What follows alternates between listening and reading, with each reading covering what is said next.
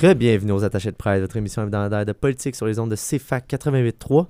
Un autre candidat qui se joint à nous en studio, Monsieur Philippe Pagé, candidat pour Québec solidaire dans Richemont. Bonjour. Bonjour messieurs.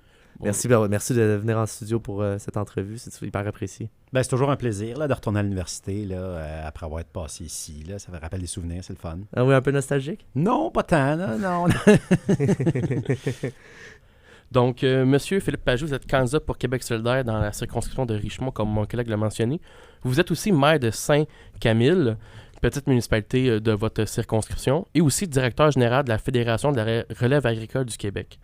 Premièrement, pourquoi vous présentez en 2022 en plein milieu d'un mandat à la mairie de Saint-Camille pour devenir député de Québec solidaire? Moi, je pense que les choses doivent changer. Là. Le statu quo, pour moi, il est intenable. Là. Actuellement, on parle souvent que c'est les élections de la dernière chance pour l'environnement. Si on ne prend pas des décisions tout de suite pour le bien de nos enfants puis de l'environnement, je pense qu'il va être trop tard. Moi, c'était une des raisons là, qui m'ont amené à écourter peut-être mon mandat à la mairie si jamais j'étais élu, là, pour pouvoir m'impliquer en politique. Là. Ouais. Donc, aussi, vous avez quand même un historique politique. Vous êtes quelqu'un qui est quand même impliqué dans sa communauté, puis aussi en politique depuis plusieurs années. Vous êtes un ancien militant péquiste et qui a notamment aussi travaillé comme attaché politique de l'ancien ministre de la Santé, ici même à Sherbrooke, le monsieur Régent Hébert. Puis aussi, vous avez présidé aussi l'instance du PQ en Estrie là, pendant quelques années. Pourquoi avoir changé de parti? Est-ce qu'il y a quelque chose dans la plateforme du Parti québécois qui vous rejoignait moins que celle de Québec solidaire? Moi, c'est évident que c'est Québec solidaire qui m'a attiré après, je vous dirais, une longue période de réflexion. Là. Le Parti québécois, on a connu des périodes turbulentes, là, je vous dirais, dans les 10 dernières années. Là, l'élection du gouvernement de Mme Marois, l'arrivée de Pierre-Carl Péladeau, la course à la chefferie qui a amené Jean-François Lisée à devenir chef du parti. Moi, c'est un peu là que j'ai commencé à décrocher. Là. Puis je trouvais que le travail de Christine Labrie dans les 4 dernières années a été exceptionnel à Sherbrooke. Là. J'ai vu le parti prendre un peu d'expérience aussi. Là. Auparavant, je me demandais, faut-tu être vegan là, pour être à Québec solidaire? Là, est-ce que c'est juste un parti qui représente le plateau Mont-Royal, puis quartier Saint-Roch à Québec, mettons? Mais avec l'élection de Christine en région, avec l'élection d'Émilie Lessard-Terrien à Rouyn-Noranda-Témiscamingue, moi, le parti, pour moi, il avait fait la preuve là, qu'il pouvait défendre des idées de gauche autant en région qu'en ville. Je trouvais que c'était le parti qui avait le plus d'idées pour la prochaine génération. T'sais, pas juste les 4 prochaines années, puis offrir aux Québécois un bon gouvernement. Je trouvais qu'il y avait un projet de pays aussi. T'sais. Moi, je suis souverainiste, puis c'est important pour moi. Puis après, le seul autre parti souverainiste, c'est Québec solidaire. Puis nous, on va faire le pays le plus vert d'Amérique du Nord. Fait que... Parlant de, justement, de souveraineté, le Québec solidaire reçoit à l'heure actuelle certaines critiques comme étant un parti non souverainiste. Vous faites juste mentionner pour aller chercher une base souverainiste, notamment. Vous répondez quoi à ces critiques-là, puisque pourtant la souveraineté est dans votre plateforme, concrètement? Vous répondez quoi à ce genre de critiques? Moi, je pense que c'est non fondé. Là. C'est certain que le Québec solidaire, on est un parti de plusieurs idées. Peut-être qu'il y en a d'autres, le Parti québécois, pour ne pas le nommer, avait une seule idée maîtresse pour fédérer l'ensemble du parti, c'était la souveraineté. T'sais. Tandis qu'à Québec solidaire, ce qui nous fédère, ce qui nous regroupe, c'est vraiment nos idées de gauche, nos idées progressistes. Puis la souveraineté en fait partie. Mais ensuite, pour nous, c'est un but ultime, là. La souveraineté, être capable de faire du Québec un pays. Mais il y a aussi la façon d'y accéder qui est différente. Je pense qu'il y a aussi le type de pays qu'on veut qui est différent. Puis moi, je pense que ces critiques-là sont non fondées. Les 10 députés de Québec solidaire ont écrit un livre qui s'appelle Ce qui nous lie. Puis je crois que ça met sur la table vraiment nos idées fortes puis nos convictions profondes envers l'indépendance. Puis pour moi, je pense qu'on est tout aussi souverainiste que les autres. Là. Vous parlez de la souveraineté, puis pour le Parti québécois, on peut dire que c'est leur projet de société. Mais c'est quoi le projet de société de Québec solidaire? Pour nous, je pense que c'est un Québec qui est plus vert, un Québec qui réussit à traverser la lutte pour les changements climatiques. Puis c'est un pays aussi qui est... au Québec, il faut se l'admettre à un moment donné, là, il y a plusieurs nations. Là. On parle de la nation québécoise, oui, certainement, mais il y a les Premières Nations aussi, les communautés autochtones, il y a les communautés anglophones, puis au dernier référendum, les Premières Nations puis les Anglais n'ont pas voté là, pour la souveraineté là, à large majorité. Puis je pense que si on veut faire un pays qui regroupe tout le monde, le Québec, ça va prendre l'appui des Premières Nations, ça va nous prendre une présence dans les communautés anglophones, puis pas simplement les Québécois blancs d'un certain âge. Là. Il va falloir montrer que le Québec, ça peut représenter tout ça. Puis je pense que c'est ça qui va nous donner la force là, d'entrer dans le 21e siècle en étant un État souverain et indépendant. Vous parlez des Premières Nations. De quelle manière qu'on peut ramener le dialogue avec en fait, les personnes qui sont précédées sur notre territoire en ce moment? Bien, c'est complexe. Il faut d'abord créer des liens de nation à nation. Là. Je pense qu'il faut les reconnaître. Il faut enlever le pouvoir que le fédéral a sur les Premières Nations pour pouvoir l'avoir ici au Québec, pour pouvoir ensuite travailler ensemble, puis travailler de peuple à peuple. Je pense que ça se fait progressivement, ça se fait d'une façon où il faut instaurer un climat de confiance entre nos deux. Puis actuellement, je pense pas que c'est le gouvernement caquiste qui a fait ça pendant 4 ans. Là. Fait que là, on a une grosse côte à remonter avec les communautés autochtones. Nous, on en a 4 qui se présentent pour Québec solidaire, puis je pense qu'ils vont être de très bons ambassadeurs ou ambassadrices pour notre cause dans les prochaines années. Là. Je l'ai mentionné dans mon introduction, vous êtes le directeur général de la Fédération de la relève agricole du Québec. Parlons agriculture. Je crois que, honnêtement, vous êtes le mieux placé pour répondre à nos questions sur la plateforme de Québec solidaire en agriculture. Québec solidaire veut augmenter la cible d'autosuffisance alimentaire à 70%. Ouais. C'est une cible qui était déjà prévue dans les années 70 là, par le ministre de l'Agriculture, là, M. Jean Garon. Comment on peut faire pour littéralement doubler l'autosuffisance alimentaire québécoise? Bien, nous, 70% qu'on veut atteindre comme cible, c'est vraiment à ce moment, notre engagement, c'est pour les institutions, à savoir les hôpitaux, les écoles, les centres de la petite enfance, par exemple. C'est ces cafétérias-là, c'est ces services alimentaires-là qu'on veut qui augmentent leur cible à 70%. C'est possible d'augmenter ça à 70% si on fait des choix alimentaires qui sont raisonnables. C'est certain que 70%, tu ne peux pas manger des fraises en hiver, là, mettons, si elles n'ont pas été congelées ou surgelées. Puis ça, on croit que ça va créer aussi des marchés en région parce que qu'on prenne n'importe quelle petite ville où il y a une école secondaire, où il y a un hôpital, c'est des citoyens corporatifs qui nourrissent leur monde 3 fois par jour. Là, c'est beaucoup de monde. Puis ça va créer, puis ça va dynamiser des marchés régionaux pour nos produits ici. Puis on pense que c'est une bonne façon pour l'État d'être exemplaire puis de tracer la voie. Là.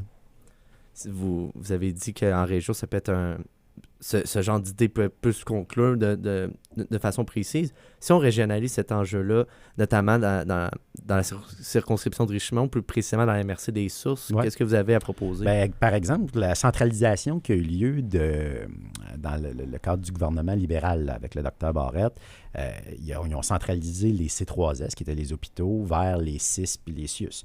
Bien, à l'heure actuelle, l'hôpital de Val-des-Sources, c'est pas l'hôpital qui décide de la nourriture qu'elle achète pour ses patients ou ses employés.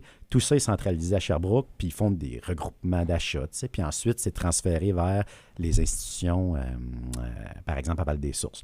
Bien, nous, ce qu'on veut, c'est renverser cette tendance-là, faire en sorte que les institutions sont plus autonomes, de faire des choix eux-mêmes de l'alimentation qu'ils veulent donner à leur monde, mais selon certains critères précis, comme le 70% d'achats locaux. Puis on pense que c'est ça qui va amener, là, en tout cas, qui va contribuer à atteindre une plus grande souveraineté alimentaire au Québec. Là. Dans la plateforme de Québec solidaire aussi, en agriculture, c'est mentionné que vous voulez favoriser l'accès aux terres agricoles, justement pour qu'elles restent abordables. Comment on y arrive? Bien, un des outils qu'on a proposé, c'est la création de fiducies foncières agricoles, un peu partout au Québec. Là. Une fiducie foncière, là, pour ceux qui n'ont pas un doctorat en économie, là, c'est une structure qui nous permet d'acheter des terres puis de les garder avec une vocation agricole à perpétuité. Quand une fiducie achète une terre agricole, ensuite, ça devient impossible de dézoner cette terre-là sans l'accord des fiduciaires. Puis les fiduciaires, bien, ce sont tous ceux qui en ont l'administration. Là. Puis s'il y a dans le mandat de la fiducie de ne pas procéder à du dézonage, bien, c'est impossible de le faire. Donc, il y a déjà quelques fiducies qui existent comme ça un peu partout au Québec. Il y a Protectaire, il y a l'UPA et Fonds d'action là, de CSN qui en ont partie une. Bien, ces fiducies-là peuvent acheter des terres agricoles pour la relève, les garder à perpétuité avec une vocation agricole, puis ensuite la louer à des entrepreneurs pour qu'ils puissent ensuite la cultiver. T'sais. Puis nous, on pense que c'est un outil qui va permettre aussi d'éviter la surenchère, là, parce qu'actuellement, les terres agricoles, elles augmentent de prix constamment depuis, je vous dirais, la Deuxième Guerre mondiale, là, puis avec une accrudescence marquée depuis 20 ans, là, où ça a augmenté d'à peu près 600 % en moyenne au Québec. Là. Je ne sais pas pour vous, là, mais moi, mon REER n'a pas pris 600 % de valeur en 20 ans. Mais les terres agricoles, c'est ça qui est arrivé, puis c'est ça qui fait en sorte que c'est un frein pour les jeunes entrepreneurs pour s'établir en agriculture. En ayant cet outil-là à notre disposition, on va être capable d'établir le plus de jeunes possible dans tous les villages du Québec. Chers auditeurs, auditrices, on s'en va en légère pause publicitaire. On va couper l'entrevue en deux, malheureusement. On s'en va au top de l'heure, puisque, oui, nous changeons d'heure, nous allons être à 14h. On revient avec la suite de l'entrevue avec M. Pagé dans un instant, aux attachés de presse sur les ondes de CFAC 88.3.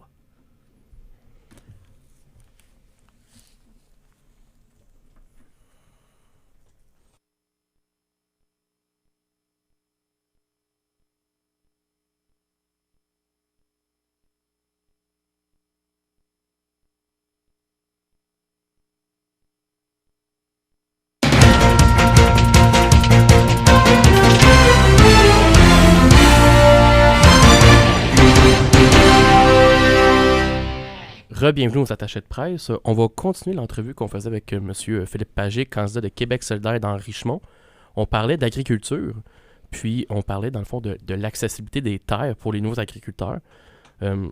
Pour venir conclure ce sujet-là, est-ce que modifier la loi sur la protection du territoire et des activités agricoles pourrait être envisagé pour faciliter, dans le fond, les nouveaux agriculteurs à avoir accès à des terres, là, parce qu'on le sait là, que au Québec, là, c'est quand même des grands joueurs là, qui possèdent les lots de terre. Là.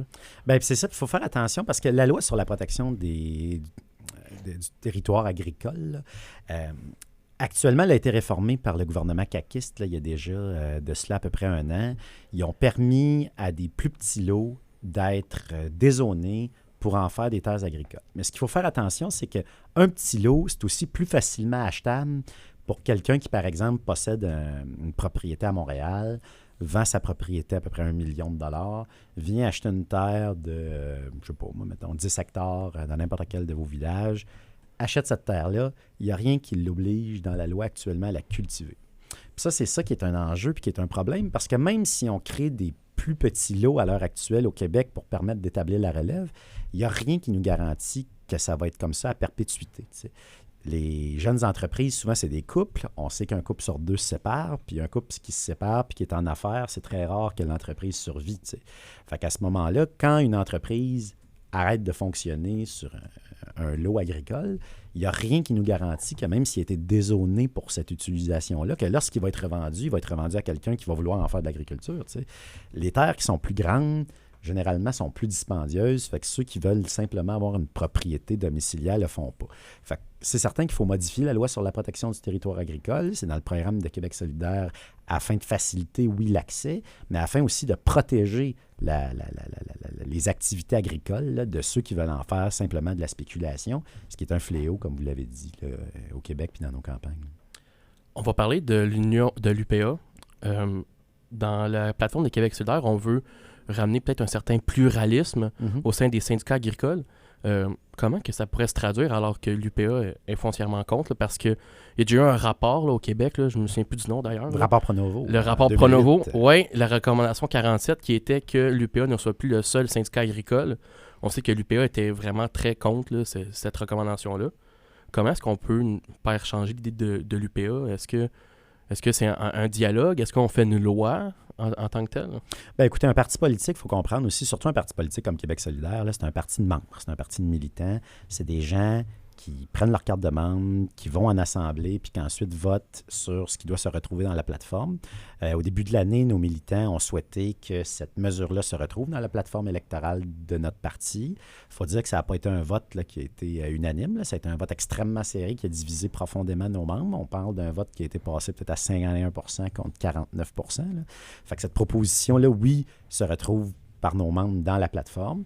Ensuite, les moyens qu'on va mettre en place pour, si jamais il y a un gouvernement solidaire, là, pour mettre en place le pluralisme agricole, ça sera à voir. C'est certain que l'UPA n'est pas d'accord. Moi-même, dans la vie, là, je travaille pour l'Union des producteurs agricoles.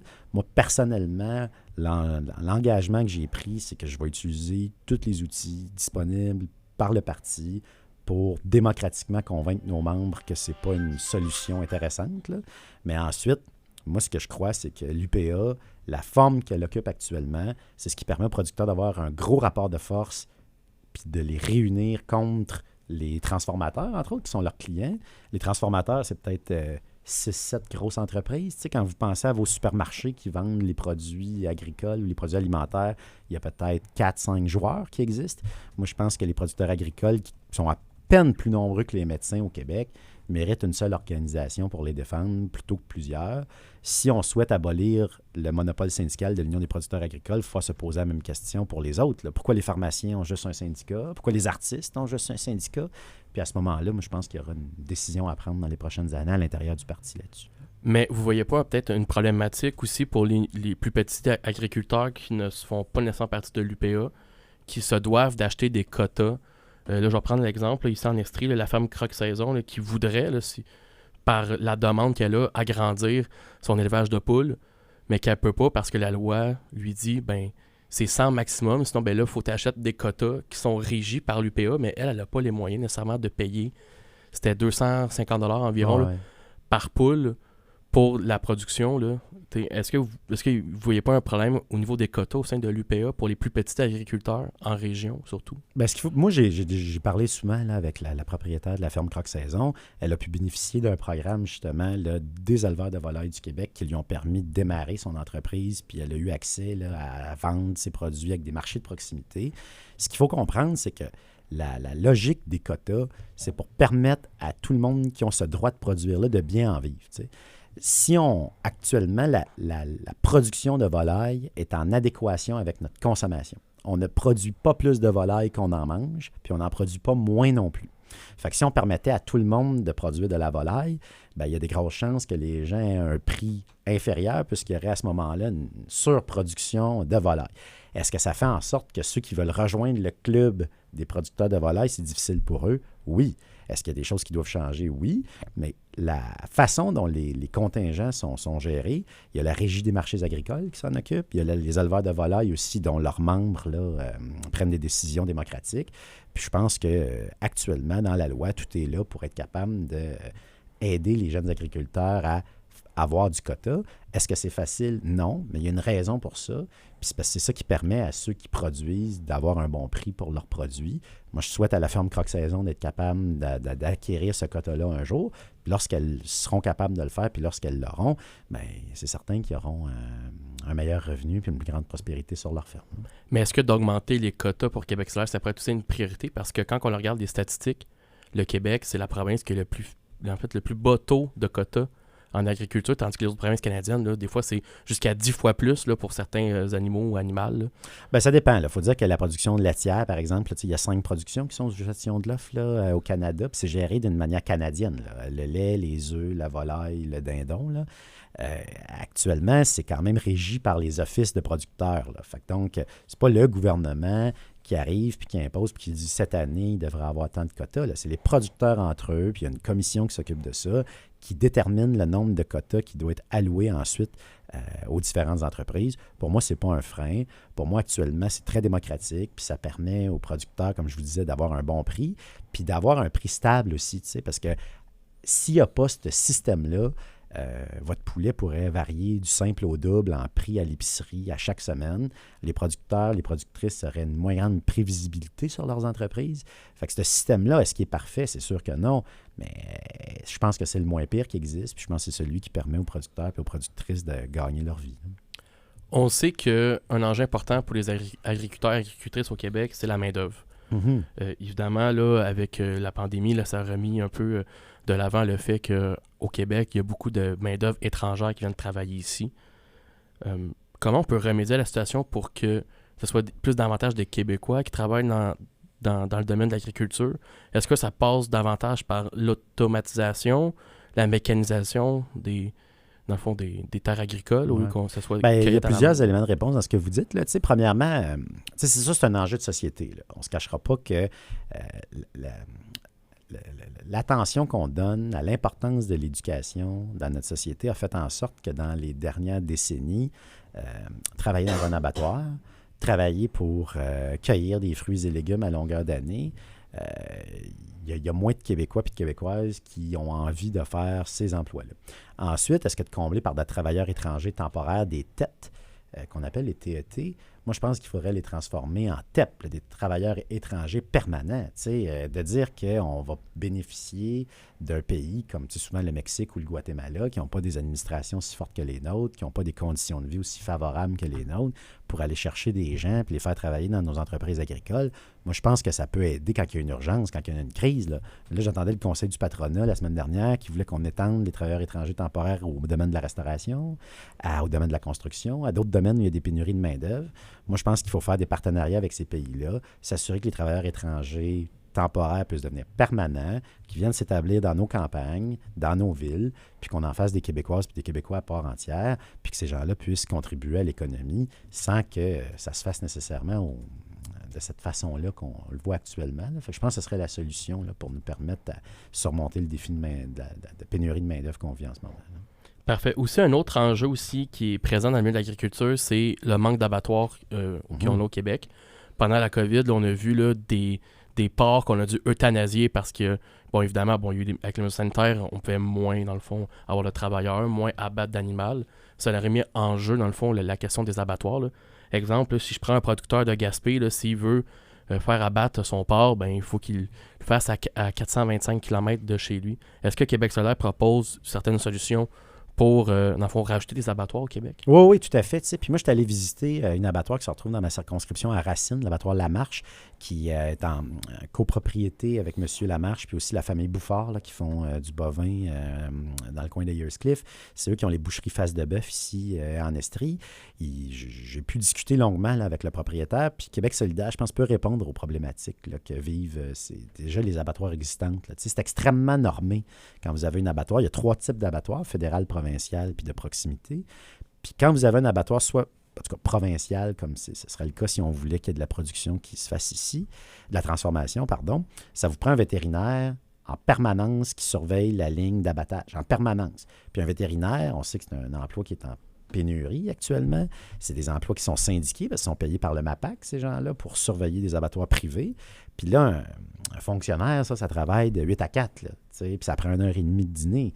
Fait que j'y enlève pas ces conditions de travail, tant mieux s'ils ont ça, mais ça nuit à la productivité de certaines abattoirs qui, des fois, aimeraient ça commencer plus tôt, qui aimeraient ça finir plus tard. Mais c'est un goulot d'étranglement, là, cette nécessité-là d'avoir des inspecteurs en santé animale présents 24 à chaque fois que la ligne abat des animaux. Même chose pour un vétérinaire. Je pense qu'on serait capable là, d'alléger nos normes sans mettre en péril la salubrité des aliments. Par exemple, pour avoir des accréditations qui sont données à des employés pour surveiller ça. Je pense à tous les restaurants qu'il y a à Sherbrooke. Là, il n'y a pas un inspecteur du MAPAC qui est là dans chaque cuisine là, pour s'assurer que tout soit bien. Là. Fait qu'après, je pense qu'on a des normes qui sont extrêmement élevées au Québec dans l'abattage, puis que le privé sera capable de s'occuper de ça. Ensuite, Québec solidaire, nous, nos propositions, on souhaite mettre sur pied un réseau d'abattoirs provincial dans chacune des régions du Québec sous une formule plus d'OBNL qui serait capable d'abattre multi-espèces, là, pas simplement du bovin ou du porc, là, mais aussi des lapins, de la volaille, puis de mettre ça à la disposition de nos productrices puis nos producteurs agricoles. Ce serait la façon là, qu'on aurait d'éviter ce transport-là qui n'a pas d'allure entre les régions peut-être plus périphériques, là, qui vont vers les grands centres où les abattoirs se retrouvent. Puis il ne faut pas oublier qu'il y a une très grande concentration des entreprises dans le milieu de l'abattage. C'est ça aussi qui fait qu'on est dépendant de ces grosses entreprises-là lorsqu'il vient le temps de faire abattre nos animaux. Lorsqu'on vit des crises comme la COVID, comme une fermeture de frontières ou comme même un débrayage des employés, bien, ça met en péril ensuite toute la chaîne alimentaire. On est obligé de faire de l'euthanasie d'animaux, des fois jeter même du lait. Puis je pense que c'est pas acceptable là, en 2022 de faire du gaspillage alimentaire de cette façon-là. En conclusion sur l'agriculture, après ça, on va aller brièvement là, sur les enjeux qu'on a ciblés pour les Rock Forests. On n'aura pas le temps? OK. Bon, dernière question pour vous aujourd'hui. Gabriel Nadeau-Dubois avait parlé de la taxe sur les millionnaires là, qu'il voulait mettre en place, là, votre co-porte-parole. Lorsqu'il a été questionné sur les agriculteurs, s'il faisait en partie, au début, il avait répondu oui, ça va faire partie, puis aussi en lien avec le patrimoine, l'héritage, tout ça. Il s'est rétracté un jour après. Par rapport aux agriculteurs pour dire que les terres agricoles n'allaient pas être incluses dans cette nouvelle taxe sur les millionnaires.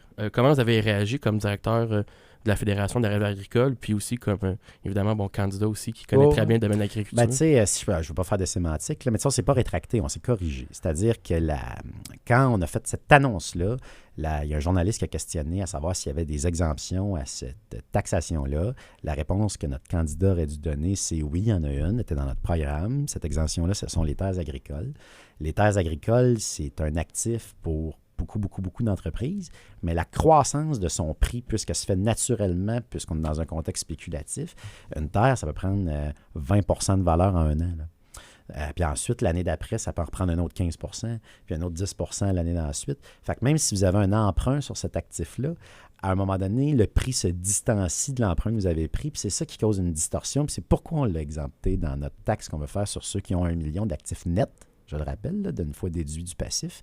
Fait que moi, ma réaction, elle a simplement été un peu de frustration là, que la nouvelle a été mal sortie puis qu'on a dû ensuite corriger le tir là, avec l'Union des producteurs agricoles le lendemain. Mais moi, je suis directeur général de la Fédération de la relève agricole. J'ai grandi sur une ferme. Moi, c'est mon frère qui a pris la relève de l'entreprise familiale à Saint-Camille où je vis toujours. Puis, je ne me serais pas lancé avec Québec solidaire si on avait des propositions qui nuisaient à la relève, là. Pour moi, l'imposition lorsqu'on dépasse le $1 million d'actifs nets, pour moi, c'est raisonnable. Ça touche simplement 5 % des Québécois. On leur demande de contribuer $1 000 de plus par année lorsqu'ils ont un actif net de 1 million. Cette mesure-là va nous permettre d'aller chercher 2 milliards de dollars dans les poches des gens les plus riches du Québec, les 5 % les plus riches. Puis ça va nous permettre de financer la transition écologique qu'on veut mettre en place à Québec solidaire dans les prochaines années. Monsieur Philippe Pagé, candidat de Québec solidaire dans Richemont, merci beaucoup pour votre temps et avoir répondu à nos questions sur l'agriculture. On aurait pu discuter encore plus longuement de d'autres enjeux. Donc, on s'en va en courte pause publicitaire, puis on continue après ça nos entrevues avec monsieur André Bachand, député sortant de la CAQ dans Richemont. C'était les attachés de presse sur les ondes de CFA 413, ça part ici.